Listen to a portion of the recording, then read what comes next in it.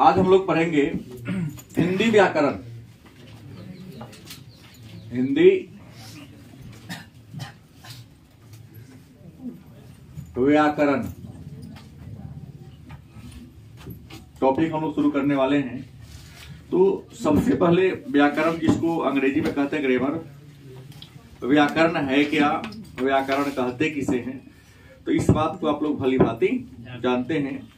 व्याकरण वह शास्त्र या वह विषय है जो हमें शुद्ध शुद्ध पढ़ना, बोलना और लिखना सिखाए। मतलब किसी विषय को, किसी भाषा को शुद्ध शुद्ध पढ़ने, लिखने और उच्चारण करने, मतलब बोलने में जो विषय हमारी मदद करती है, उसी विषय को हम कहते हैं व्याकरण। अंग्रेजी में कहते हैं ग्रामर।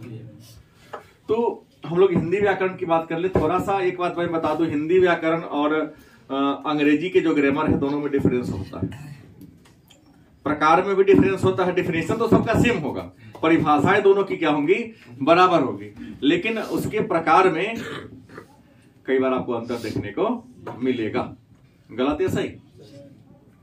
तो व्याकरण शुरू करने से पहले हमने तो जान लिया व्याकरण की परिभाषा। हमको व्याकरण पढ़ना है तो सबसे पहले पढ़ना होगा वर्ण। व्याकरण की शुरुआत तो वर्ण से होती है ना। वर्ण क्या है? अच्छा, वर्ण को एक और हम ध्वनि भी कर सकते हैं। वर्ण का एक अन्य नाम क्या होगा? ध्वनि भी कहते हैं। तो मन में होगा कि वर्ण क्या है, वर्ण किसे कहते हैं, या ध्वनि क्या है, ध्वनि किसे कहते हैं। तो वह मूल वर्ण, उस मूल ध्वनि को कहते हैं जिसका खंड या टुकड़ा। मतलब एक प्रश्न आया, वह मूल ध्वनि जिसका क्या खंड या टुकड़ा न किया जा सके।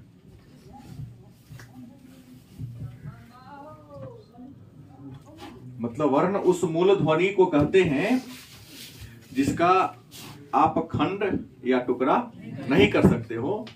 उसी मूल ध्वनि को क्या कहते हैं? वर्ण कहते हैं। क्या कहते हैं? या इसके परिभाषा का थोड़ा सा और कठिन मिलेंगे कि वर्ण किसे कहते हैं।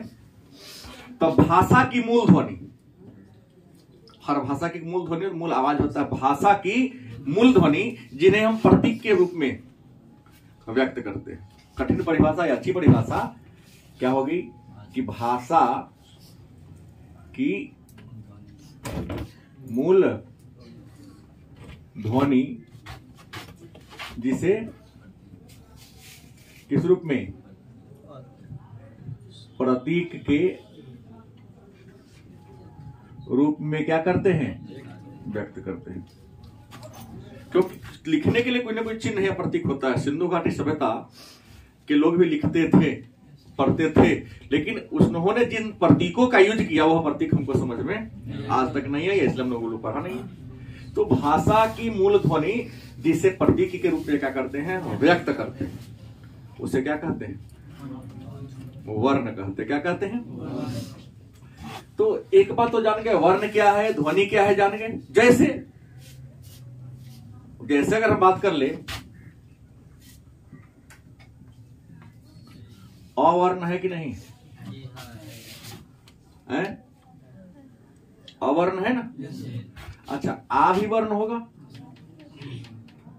हरस ई भी वर्ण होगा, दीर्घ ई भी वर्ण होगा, है तो वर्ण है कि नहीं है। तो भाषा की मूल ध्वनि या वह ध्वनि जिसका खंड या टुकड़ा, खंड और टुकड़ा होगा तो वो वर्ण नहीं कहलाएगा। जैसे अगर हम बात कर ले क का, तो क वर्ण नहीं है क्या? क्योंकि क में अ लगा हुआ है। क का संधि विच्छेद होगा, क जोड़, इसका संधि विच्छेद ये हो गया, ये हलंत हो गया, मतलब इसमें अ आउट हो गया। जैसे इसमें हलंत हमने लगा दिया, इसमें से अ क्या निकल गया, बाहर निकल गया। तो इसे केवल लिखा जा सकता है, बोला क्या आधा क हलंत क है, ठीक लगता है बोलने में? नहीं। तो इसे केवल लिखा जा सकता है, बोला नहीं जा सकता है। तो वर्ण क्या है या ध्वनि क्या है, इस बात को हम लोग क्या हो गए जान लिए। अब एक और आता है, तो वर्णमाला क्या है? वर्ण माला क्या है? एक बात होगी, बड़ी आसान सा उत्तर होगा, वर्णों के समूह को क्या कहते हैं? हाँ, वर्णों के समूह को क्या कहते हैं? वर्णमाला कहते हैं। वर्णों के समूह को क्या कहते हैं? वर्णमाला कहते हैं। वर्णों के समूह को अगर हम वर्णमाला कहते हैं तो मन में एक प्रश्न होगा कि वर्ण क्या है। बात को जान के मैं जानता हूं आपसे नहीं पूछेगा, लेकिन इसमें आगे जो पढ़ना सो आपसे पूछेगा प्रश्न। वर्णों के समूह को वर्णमाला कहते हैं। वर्ण क्या है जान के? वर्ण वह उस मूल ध्वनि को कहते हैं जिसका खंड या टुकड़ा संभव आप चाह कर भी इसको तोड़ताड़। और वर्णों के समूह को क्या कहते हैं? तो प्रश्न है, ये जो हिंदी में अगर हम वर्ण की बात करते हैं, हिंदी में अगर वर्ण की बात करते हैं तो वर्ण के अगर हम प्रकार कह दें, क्या कह दें कि वर्ण के प्रकार कितने हैं, तो हमको लगता है सारे बच्चों को पता है कि हिंदी वर्णमाला में वर्ण के 3 प्रकार। गलत कि सही? हिंदी वर्णमाला में वर्ण के कितने प्रकार हैं? 3 प्रकार हैं। पहला क्या है? स्वर वर्ण। दूसरा क्या है? व्यंजन वर्ण। तीसरा क्या है? विसर्ग वर्ण। स्वर वर्ण, व्यंजन वर्ण और परिभाषा तो आसान है। स्वरों का स्वरों के साथ मेल से जो विकार उत्पन्न होता है, स्वर में स्वर ही मिलेगा तो स्वर कहलाएगा। स्वर में व्यंजन में, स्वर में यदि व्यंजन मिल गया और उसमें अनुसार या अनुसार क्या का प्रयोग कर दिए तो क्या हो गया? विसर्ग हो गया। लेकिन इनके वर्ग को, ये तो 3 वर्ग है जान के। वर्ण के कितने भेद हैं? क्या नाम है? स्वर वर्ण, व्यंजन वर्ण और इन सब का भी वर्ग है।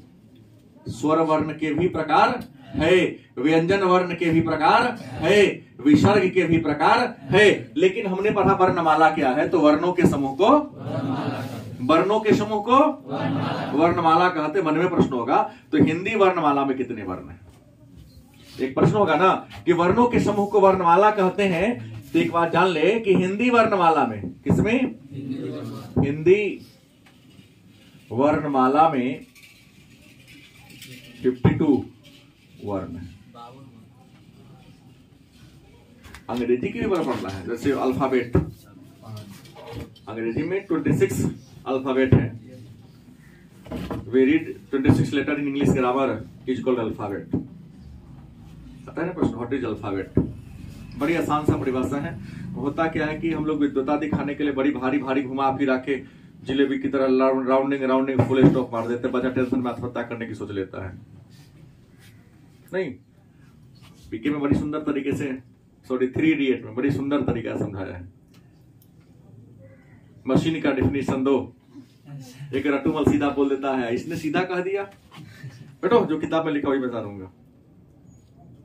क्लास उसको भगा देता है, क्लास से बाहर जाता है, फिर आता है, क्यों आ गए तुम? तो किताब का डेफिनेशन देता है उसी के भाषा में। तो क्या तू कहना क्या चाहता है जी? तो सर किताब छूट गया है। तो सीधा कहो ना किताब। कहे आपको तो सीधा समझ में आती नहीं, आप तो रटी रटाई बात में भरोसा करते हो। गलत कि सही? तो सीधा है कि याद उसी तरीका से करना है जो आपके लिए क्या हो, सुलभ हो। नहीं, जैसे हम बहुत सारे बच्चों से पूछ लिया कि अंग्रेजी पढ़े 2 साल से पढ़ रहे हैं, लेकिन what is alphabet? Sir I don't know, मैं नहीं जानता। क्योंकि बड़ी आसान तरीका से क्या करना है, we read 26 letter in English grammar is called. हम लोग जो अंग्रेजी में सभी अक्षरों को पढ़ते हैं, पढ़ते ही नहीं पढ़ते हैं, वही क्या है? And alphabet divided into 2 parts, first vowel and second consonant. तो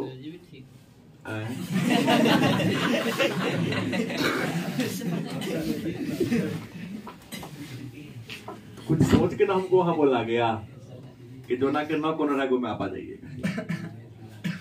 हिंदी वर्णमाला में कितने वर्ण है? हिंदी वर्णमाला में 52 वर्ण है। कितने वर्ण है? अब कहेंगे हिंदी वर्णमाला में यदि 52 वर्ण है तो इन 52 वर्ण में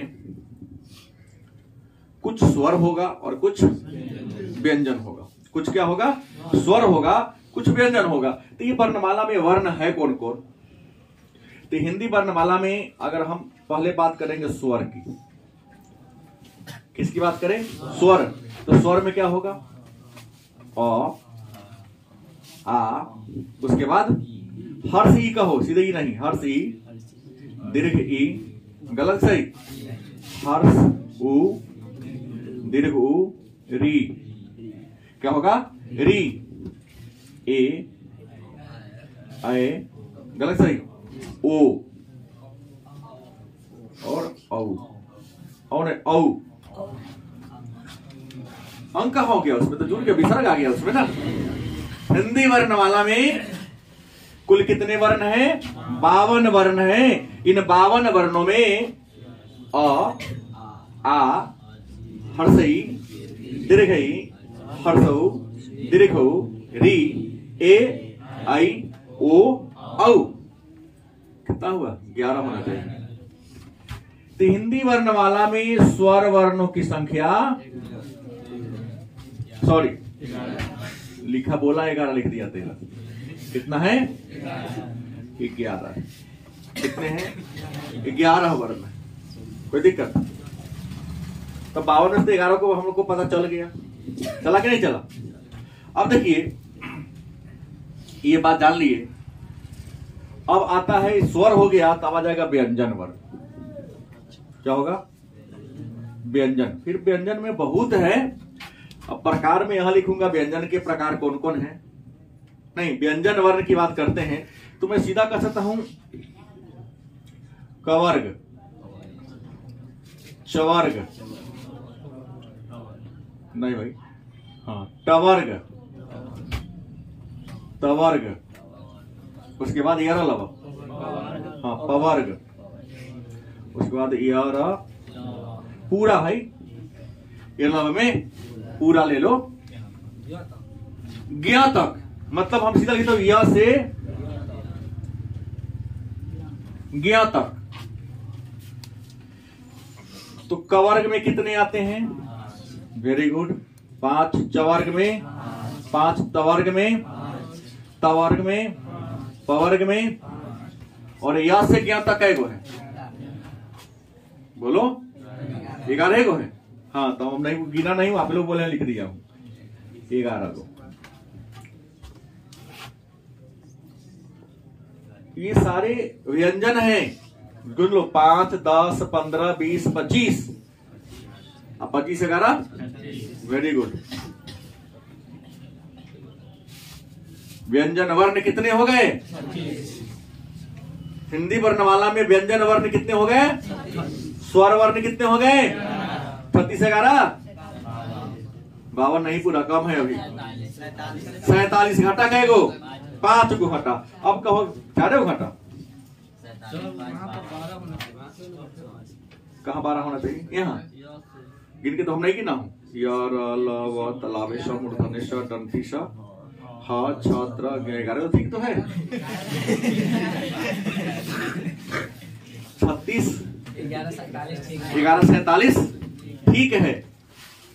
अब सवाल है कि अन्य कौन हो सकता है? तो अन्य की अगर बात करते हैं तो संयुक्त व्यंजन, आगत व्यंजन कौन करा जाएगा? जिसको द्विगुण या आगत व्यंजन भी कहते हैं। एक और व्यंजन में और भी प्रकार है, द्विगुण, द्विगुण, या उसको क्या कर सकते हैं? आगत व्यंजन।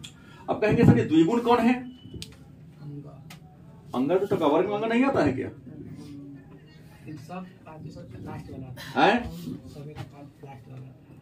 लास्ट वाला कहते हैं, लेकिन यह कवर्ग में तो हमने गिन दिया।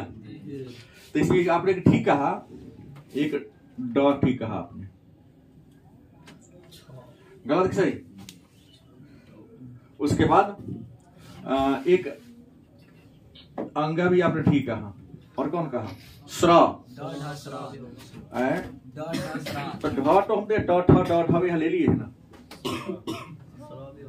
हाँ, श्र मैंने हमको ये हो गया दूगो। फिर अन्य भी है, एक आपको अनुस्वार आता है ना, है अनुस्वार आता है। अनुस्वार में कौन कौन आएगा?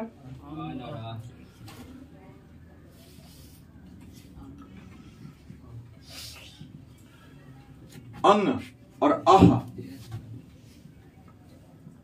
अंग और अह, अनुसार आ जाता है ये। अनुसार अनुसार से क्या? और एक होता है श्र, आपने कहा। एक और क्या आता है? ये कहीं नहीं ना आया है? श्रवण कुमार। पूरा जोड़ेंगे कितना हो गया? 46 5 52 को वर्ण वाला में आ गया वर्ण। अब एक बात और है कि हमने यहां आपको नहीं बताया, मात्रा की चर्चा हमने नहीं किया। मात्रा क्या है और मात्रा होते कितने? मात्रा है क्या और मात्रा होते कितने? नहीं तो किसी अर्थ के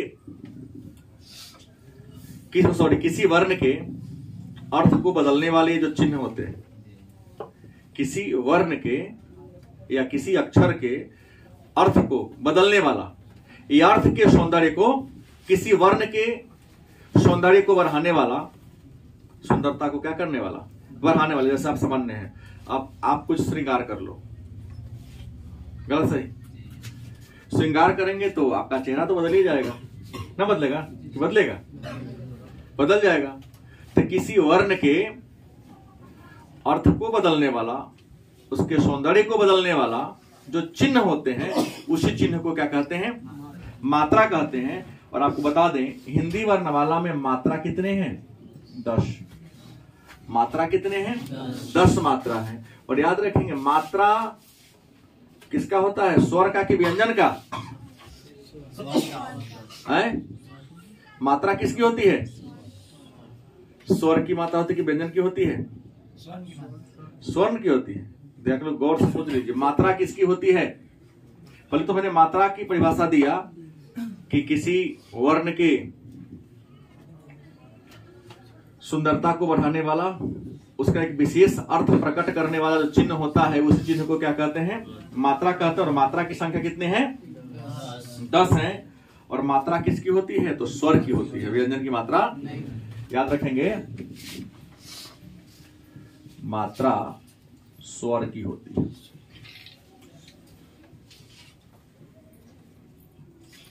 मात्रा किसकी होती है? व्यंजन की होती है, स्वर की होती है। अब किसी 10 को मात्रा हमने कह दिया, 10 मात्रा है कौन को जो बताए नहीं।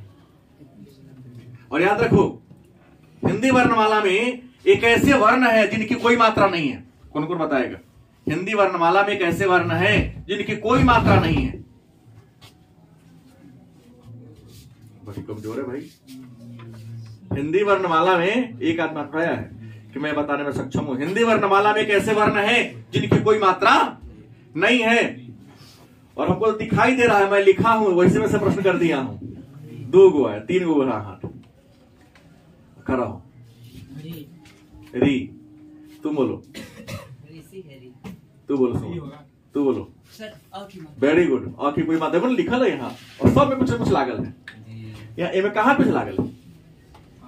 अ में कोई मात्रा नहीं। तो हिंदी वर्णमाला में अ एक ऐसा वर्ण है जिसके पास कोई मात्रा, अ मतलब अ। यहां देखो, आ है, अ जोड़ अ बराबर, अ जोड़ अ बराबर आ का संधि विच्छेद करो। तो कोई कहेगा कि भाई आ का संधि विच्छेद क्या होगा? तो अ जोड़ अ जमा अ बराबर आ। तो 2 बनोगे, मात्रा आ गया ना। क्या जी गलत बोला? तो हिंदी वर्णमाला में उस वर्ण का या उस ध्वनि का नाम बताए जिसके पास कोई मात्रा नहीं है, वह कौन है? तो हिंदी वर्णमाला में मात्रा कैगो है? तो पहला मात्रा क्या है? आकार है नहीं है? ई वाला आ। अच्छा, हर से ई मतलब एकरा एने से बंसी घुमा दो। दीर्घ ई मतलब इसको इधर से बंसी घुमा दो। हर्ष उ, दीर्घ उ, ये सब मात्रा है। हिंदी वर्णमाला में कितने मात्रा हैं? 10। तो पहला आकार की होगा हर्षी दीर्घी हर्षु दीर्घ उ, उसके बाद दीर्घ ए, फिर हाँ दोले जगह औ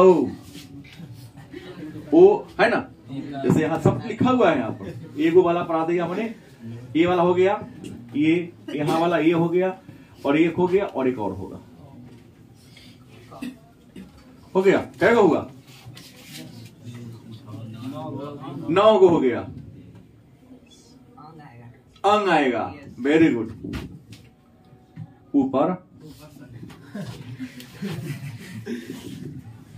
काली कवि सम्मेलन सुन रहे थे, हिंदी के गुरुजी हिंदी ही पढ़ा रहे थे, वो टेंशन में आ गया बेचारा जो कवि थे वो। गुरुजी हिंदी पढ़ा रहे थे, कहते हैं इसको क्या कहते हैं? तो ये हो गया चंद्र बिंदु, चंद्र हो गया। बिंदी इसको कहते हैं, इसको बिंदी कहते हैं। क्या कहते हैं? बिंदी कहते हैं। टेंशन में आगे आया, घर देखा के फौजाई से पूछे माथा पर तिलक लगा हुआ था। हिंदी बड़ी खतरनाक शब्द है, जगह बदलेगा उसका अर्थ बदल जाएगा। पूछे कि भाभी माथा पर कतल तोरा भैया के लगे छियो मतलब जो महिलाएं शादीशुदा होती हैं वही बिंदी मतलब बड़ा वाला लगाती है। तो ये तो आपके भैया हैं। मम्मी से पूछे देखे तुम्हारे पापा हैं। सुबह सुबह उठे कल पर गए तो देखे कल पर सब थे भैया एक जगह गए तो बाथरूम के गेट पर चिपकल थे। बात वही हो गई। तो बड़ा खतरनाक विषय हिंदी है, जान लीजिएगा। जगह बदलता है, जगह बदलते ही हाँ मात्राएं बदलती हैं, शब्द का अर्थ क्या होता है बदल जाता है। हिंदी सबसे भारी विषय है। जैसे एक ही हमने कहा, एक शब्द है कोश, कोश, कोश। कथी पढ़ोगे? पढ़ेंगे तो कोश ही पढ़ेंगे। हाँ, उच्चारण में थोड़ी सी डिफरेंस आता है बोलने में। हालांकि आप लोग तो सीधे बोलते हैं हुंडी ये पार कोई दिमाग लगाना होगा ना, नहीं है, हुंडी ये चलता है सब बात। तो हिंदी वर्णमाला में सॉरी वर्ष की मतलब कोश, फिर कोश। इस कोश का मतलब शब्द का कोश, जो डिक्शनरी में लिखे तो ये लिखा शब्द कोश। एक खजाना वाला होता, रुपया वाला। कोषागार, देखिए कोषागार जहां रुपया रखा था उसको ही मूर्धन्य स होगा। और डिक्शनरी में शब्द कोश में ये वो होगा। और दूरी के लिए अभी ये नहीं कि आप लोग कोमो कोनो मार देते हैं, तोर घर कितना दूर, तो 5 कोस। अब कोस में ये कोस करना है कि ये कोस करना है कि ये कोस करना है। हिंदी वाला होगा तो हत्या कर लेगा, ये कोसी पर आ रहा है तुम्हारा घर कितना दूर है, तो 5 कोस माने 5 शब्द दूर है। वो दूरी का नहीं, 5 शब्द दूर हो गया ना। हाँ, तो ये सब ध्यान रखिएगा। सबका तो सबसे होला विचार आजकल के लेकर जो हिंदी ऑनर्स कर लेते हैं, तो धन्यवाद देना होगा वो गाइड गुड वाला का। यूनिवर्सिटी हो चाहे प्रकाशन का जो गाइड गेस्ट निकलता है उसको धन्यवाद आप लोगों को देना पड़ेगा। वो पास के बिहार बोर्ड रूपी जो गंगा नदी है उसको पार कर जाते हैं यूनिवर्सिटी रूपी, फिर वहीं के ढाक के 3 पात आके पहुंचे। खैर कोई बात नहीं है। तो मात्रा कितनी हो गई? 10 हो गई। तो हमने ये चर्चा की आपके सामने। अब हमको यहां पर एक नया बात ये लेना है कि हमने व्यंजन के बारे में चर्चा की। किसके बारे में? और स्वर के बारे में चर्चा किया। तो स्वर के भी प्रकार हैं और व्यंजन के भी प्रकार हैं। ये जो स्वर वर्ण है ना, इस स्वर वर्ण के भी पहला प्रकार है क्या? ह्रस्व स्वर। ह्रस्व स्वर पढ़े होंगे आप लोग। दीर्घ स्वर, और वो प्रकार है क्या? प्लुत स्वर।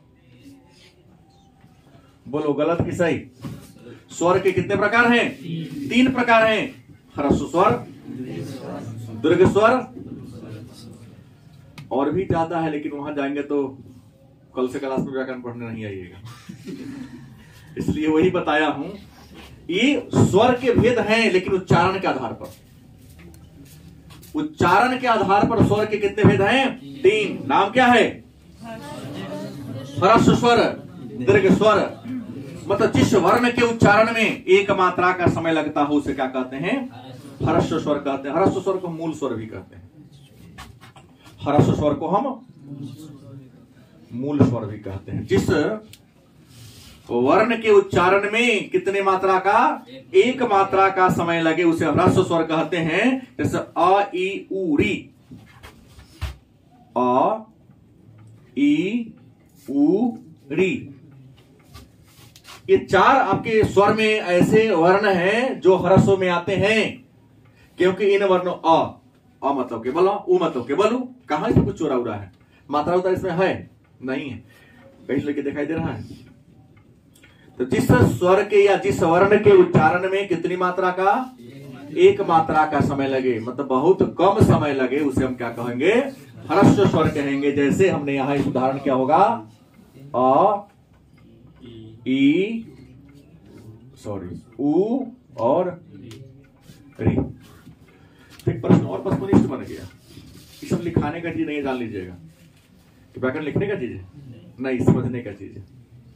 हिंदी वर्णमाला में स्वर वर्ण कितने हैं? कितने हैं? मात्रा कितने हैं? मात्रा कितने हैं? मात्रा किसका होता है? स्वर का होता है। और हिंदी वर्णमाला के उस वर्ण का नाम बताना है जिसकी कोई मात्रा नहीं है। है सही बात है। और एक प्रश्न में तो घुमा रहा था, प्रश्न पूछना हमको दूसरा है। ह्रस्व स्वर कितने हैं? ह्रस्व स्वर कितने हैं? कितने हैं? वस्तुनिष्ठ में डाल सकता है कि इनमें कौन ह्रस्व स्वर नहीं है या कौन है? तो है तो 4 को ना है, अ ई उ री, अ ई हो गई। दीर्घ स्वर जिसके उच्चारण में 2 मात्रा का समय लगे या ह्रस्व से 2 गुना समय लगे, भारी बात नहीं है। जिसके उच्चारण बहुत कम समय लगे ह्रस्व स्वर कहते हैं। जिसके उच्चारण में ह्रस्व से 2 गुना समय लगे या 2 मात्रा का समय लगे उसे क्या कहोगे आप? दीर्घ स्वर कहोगे। क्या कहोगे? दीर्घ स्वर कहोगे। दीर्घ मन जोड़ा, अ के आ, हर्षी के दीर्घी, हर्षु के दीर्घु। गलत कि सही? तो क्या होगा बताइए, दिया मैं 3 को। उदाहरण होगा आ, वेरी गुड, दीर्घ ई, दीर्घ उ, उ जो उ बराबर दीर्घ उ, हर्ष ई जो हर्ष ई बराबर दीर्घ ई, और जो र बराबर आ। 2 मात्रा हो गया ना।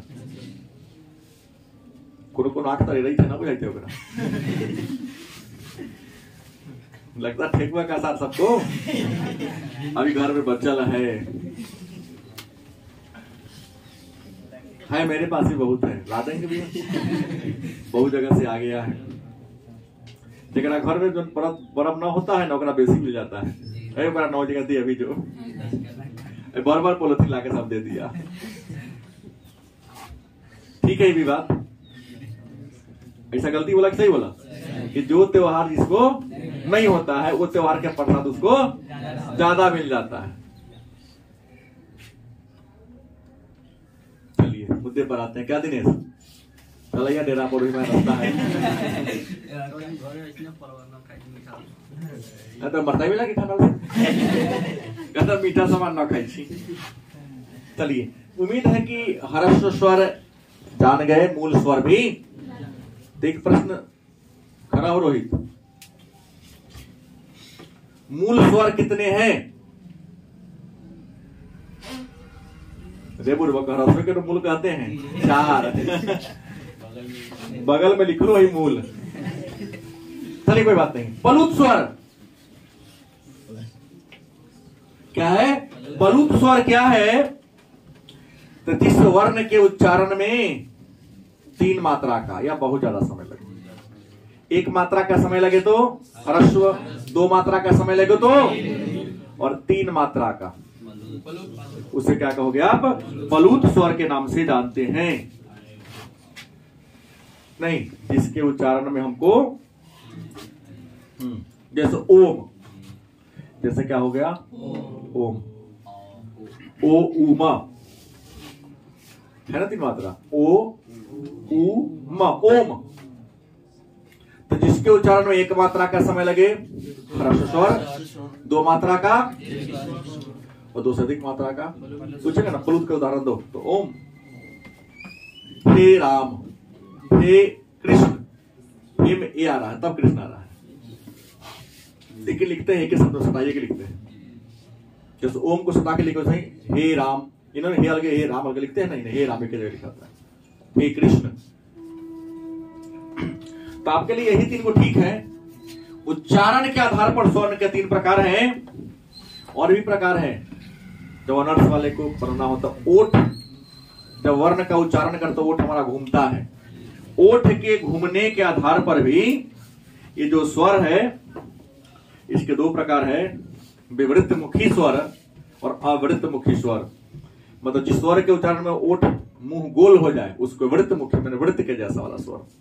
आज इसके बोलने में आपका ओठ गोल ना हो तो अवृत्त मुखी होगा। फिर अनुनासिका, जीभ के प्रयोग के आधार पर कुछ ऐसे वर्ण है जिसको बोलते जीभ उठता है, किसी के बोलने में जीभ नीचे रह जाता है, कोई शब्द ऐसा जिसको बोले वर्ण जो जीभ बीच में रहता है। तो ऐसे करके बहुत है। तो ये तो बहुत अंदर की गहराई की बात हो गई। जो बहन पढ़ाना शुरू कर देंगे तो यहां से क्या करे, छोड़ ये पूछता हूं ना, मंगनी में टाइम पास हुई लड़की लोग पूछा उठा जाता होता है सब, इसमें ज्ञान की चीजें। लेकिन बेसिक तौर पर इसको बताना है कि ये जरूरत है, केवल 5-6 में ही बताने की जरूरत है।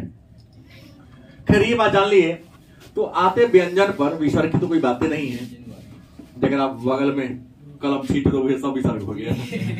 बचपन में संस्कृत में बड़ा थोड़ा भारी लगता था, गुरु ने सिखाया संस्कृत भारी लगे जी, गुरु बकले का हिंदी लिख कलम छी रख दिया। हम लोग जिस समय पढ़ते थे ना उस समय इंक वाला कलम चलता था, मोहन, हमें याद है, मोहन कंपनी का नीब पेन सब, उसमें इंक खत्म हो गया, इंक भर दो, केना मार्कर में भरता, फिर उससे लिखता शुरू करो। फिर रिफिल भी हम लोग भरवाते थे 5 पैसे। हम रिफिल खरीदते हैं ना, तो रिफिल में इंक खत्म हो गया तो रिफिल खाली जमा करते थे और दुकानदार के पास जाते थे, 5 को हो गया तो 10 को हो गया, 50 पैसा दिए, सब में भर दिया। एक कितना सस्ता समय था, तो उस समय पैसा का वैल्यू बहुत ज्यादा था क्या, क्योंकि 50 पैसा में समोसा भी हम लोग बड़ा साइज का खा लिया करते थे। आज 10 रुपया में साइज छोट कर दिया। हाँ, व्यंजन की बात करते हैं तो जो व्यंजन वर्ण है, व्यंजन वर्ण के कई प्रकार हैं। नहीं, व्यंजन वर्ण के भी कई प्रकार हैं। जैसे पहला होगा स्पर्श व्यंजन। क्या होगा? स्पर्श व्यंजन। दूसरा कौन होगा? अंतस्थ व्यंजन। तीसरा कौन होगा? ऊष्म व्यंजन। गलत सही? चौथा क्या होगा? संयुक्त व्यंजन। चौथा क्या होगा? संयुक्त व्यंजन। उसके बाद 5वां क्या होगा? द्विगुण। इसको आगत व्यंजन भी कहते हैं। तो एक बात हो गया, स्वर के हमने 3 उच्चारण के आधार पर स्वर के कितने प्रकार बताए? तो लेकिन व्यंजन को तो हमने कह दिया 1 2 3 4 5 प्रकार है। व्यंजन के कितने प्रकार हैं? याद रखिएगा, वस्तुनिष्ठ में सब डालता है। स्वर वर्ण के कितने प्रकार हैं? हमने पहले पढ़ाया कि वर्ण के कितने प्रकार हैं? कान झूर करेंगे बुआ रे, लिखल है 3 कहता है 2। वर्ण के कितने प्रकार? क्या नाम है? स्वर वर्ण, व्यंजन वर्ण, और फिर हमने कहा स्वर के कितने प्रकार हैं। तो हमने कहा केवल उच्चारण वाला बताया, उच्चारण के आधार पर 3, ह्रस्व दीर्घ और प्लुत। हमने कहा व्यंजन, व्यंजन के कितने प्रकार हैं? तो प्रश्न है व्यंजन के 5 प्रकार हैं, तो 5 में पहला कौन है? स्पर्श व्यंजन। मन में एक प्रश्न होगा कि सर स्पर्श व्यंजन कहते किसे हैं? स्पर्श व्यंजन की परिभाषा क्या होगी? तो हिंदी वर्णमाला में कितने वर्ण हैं? 52 वर्ण। इन 52 वर्णों में कुछ ऐसे वर्ण हैं जिसके उच्चारण में तालु, मूर्धा, दांत और ओठ। हमने कहा तालु, मूर्धा, दांत और ओठ। इन सबकी सहायता से जिस वर्ण का उच्चारण होता हो उस वर्ण को कहते हैं स्पर्श व्यंजन कहते हैं। तालु, जीभ के ऊपर वाला हिस्सा तालु, मूर्धा माने मुंह, दांत तो बुझिए रहे हैं, ओठ बुझिए रहे हैं। तो इन सबकी सहायता से जिस वर्ण का उच्चारण होता है, जिस व्यंजन का उच्चारण होता है, उस व्यंजन को कहते हैं स्पर्श व्यंजन। और मैं आपको बता दूं, स्पर्श व्यंजन की संख्या पहले ही आपको पता है, 25 गो है। है वो है? कितने हैं? आप कहेगा सर 25 कौन कौन है? गलती बोल दिया क्या? माने क से कहां तक? काहे होता ले जा रहा भाई? म तक। Very good. क से लेकर क ख ग घ अंग, च छ ज झ य ट ठ ड ढ न त थ द ध न प फ ब भ म। वो लिखवाना शुरू कर तो आएगा जो हम जानता हूं। देख रहे बोल तो सब रहा है, लेकिन टेंशन में बोल रहा है, कहीं का बढ़ा ना जाए। अक्सर बड़ा बड़ा चीज खरीदा जाता है, छोटे चीज भूल जाता है। विद्यार्थी लाइफ में कई बार माचिस हमारा पास जल्दी नहीं रहता था, पैसे मांगे काम चलाना पड़ता था। 2-4 दिन तो नमके छूट जाता था, तेरे देखा ढूंढे छूट गया। छोटी छोटी चीजें अक्सर इंसान क्या होता है, भूल जाता है। इसको तो ये नहीं कि आपको नहीं आता, आता है। आप सब लिख सकते हैं, गलत बोला सही बोला। तो स्पर्श व्यंजन कितने हो गए? 25, क से लेकर म तक। Very good. अब सवाल आता है अंतस्थ। क्या है? अंतस्थ व्यंजन किसे कहते हैं? तो कंठ, दांत, ओठ, जीभ, तालु। कंठ, दांत, ओठ, जीभ, तालु। गलत सही? कंठ, दांत, ओठ, जीभ और तालु की सहायता से जिस व्यंजन का उच्चारण होता है उसे क्या कहेंगे? हम अंतस्थ व्यंजन कहेंगे। और अंतस्थ व्यंजन कितने हैं? कितने हैं? कहीं कहीं में लिखा हूं, नहीं लिखा, सीधे हैं। अंतस्थ व्यंजन कितने हैं? 4। वह कौन कौन है? Very good. या, र, ल, ये जो 4 को है अंतस्थ व्यंजन है। और अब अगला कौन? उष्म व्यंजन। तो जिस वर्ण के उच्चारण में मुंह से उष्मा, गर्मी वाला, गर्म हवा निकलता हो। कुछ ऐसे वर्ण हैं जो आप बोलोगे ना तो आपके मुंह से गर्म हवा निकलेगा। तो गर्म को उष्म भी कहते हैं कि नहीं कहते हैं? तो उसे उष्म व्यंजन कहेंगे। जैसे तलावेश, मूर्धनेश, दंडीसा और ह। तलावेश, मूर्धनेश, दंडीश और ह। देखो ना हवा निकल रहा है कि ना? वो हवा गर्म हवा निकल रहा होगा। तो गर्म हवा निकल गया तो विद्वानों नाम है उष्म गर्म व्यंजन। ये ठंडा व्यंजन नहीं है, गर्म व्यंजन। उष्म के बाद क्या आता है? संयुक्त व्यंजन। छात्रा और 4 गो है, छ, त्र, ज्ञ और स्र। अब प्रश्न है 2 या 2 से अधिक वर्णों के मेल से जिस वर्ण का निर्माण हुआ है। जैसे क में कहता, क में तो अ खाली जुड़ल है ना, हलंत का जोड़ा बराबर क हो गया। लेकिन कुछ ऐसे भी आपके वर्णमाला में वर्ण है जिसमें 3-4 को मिलाओगे ना तब एक वर्ण का निर्माण होगा। नहीं तो 2 या 2 से अधिक वर्णों के मिलने से जिस वर्ण का निर्माण हुआ उसे क्या कहोगे आप? संयुक्त व्यंजन। जैसे आपने क्या कहा? छ, त्र, ज्ञ और स्र। और अंत में क्या आता है? द्विगुण चाहे आगत। एक बार कहीं और आयल है, दोबारा एक जगह फिर आया है। द्विगुण चाहे आगत की बात करें तो कहीं और था, ढ और स्र आपने कहा, थोड़ी ढ और अंग के बारे में।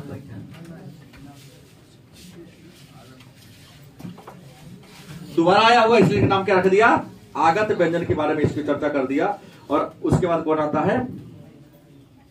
अनुनासिका कौन आता है? अनुनासिका और अनुस्वार की बात आता है, जो पहले भी हमने चर्चा कर दिया। यहाँ आ गया अनुनासिका और अनुस्वार की बात हमने किया। तो ये रहा हमारा वर्ण विचार। क्या रहा? वर्ण विचार रहा। कल की क्लास में हम लोग इसके आगे के बारे में क्या करेंगे? चर्चा करेंगे। और आगे के बारे में क्या, वर्ण जान लिए तो कल शब्द पढ़ लेंगे, शब्द के बाद वाक्य पढ़ेंगे। जो महत्वपूर्ण बातें हैं पहले उसको लेके चलेंगे। तो कल के क्लास में क्या हम लोग पढ़ेंगे? शब्द और शब्द के भेद को पढ़ेंगे।